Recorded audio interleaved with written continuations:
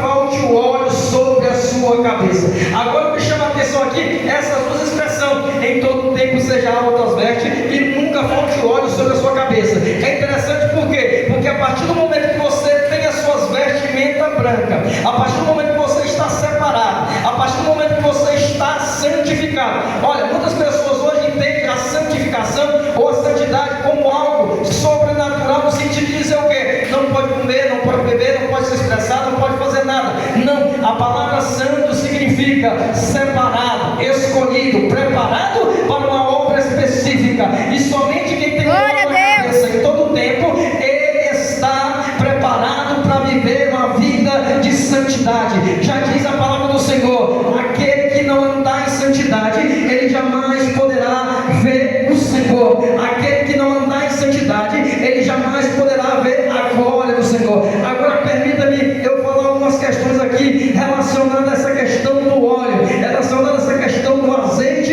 que está sendo escrita ou foi escrita nesse texto. E em todo o Antigo Testamento nós podemos encontrar essa situação. Eu quero colocar aqui para você pelo menos 4 utilidades que era usado, que era de utilidade para o azeite na Antiga Aliança e também na Nova Aliança. Louvado seja o nome do Senhor. A primeira utilidade que era usado o óleo ou azeite era justamente para colocar sobre o candelabro. Quem já ouviu falar sobre o candelabro?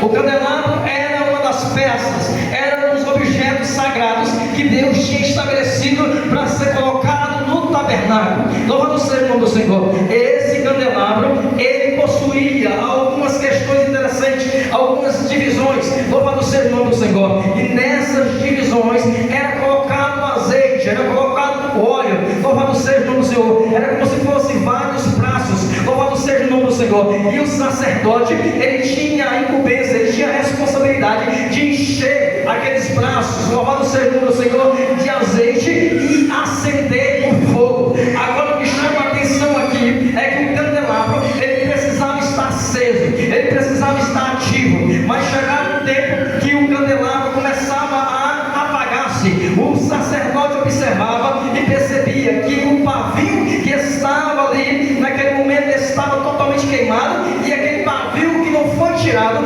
começou a atrapalhar o azeite fluir dentro do tabernáculo, dentro do candeeiro. Louvado seja o nome do Senhor. Dentro dessa situação, então o que ele vai fazer? Ele pega uma espevitadeira como se fosse um material de, quem sabe, de cobre.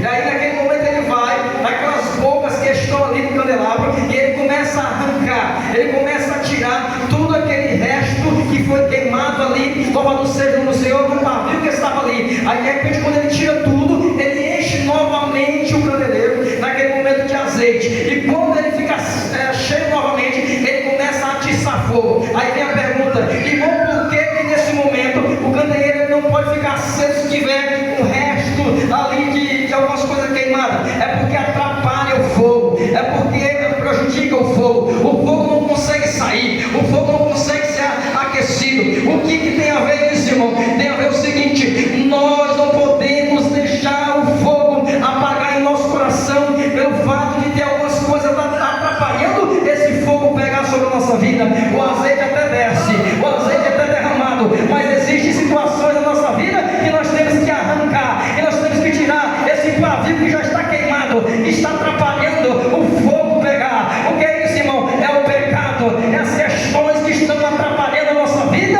de sentir a presença, de sentir a glória. O tempo que nós estamos vivendo é um tempo tão tenebroso que nós estamos vendo muitas pessoas, irmão, já não tem mais aquela graça, já não tem mais aquela oportunidade de buscar a Deus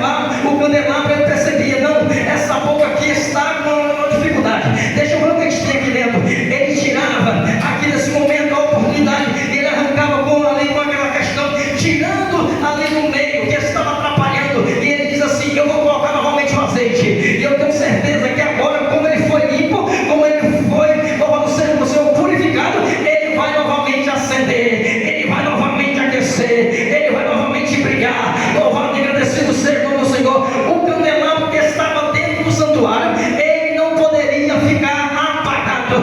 Nós que estamos na presença de Deus, não podemos ficar apagados. E o que apaga a nossa vida, irmão, é o pecado, é a inveja, é a calúnia, é o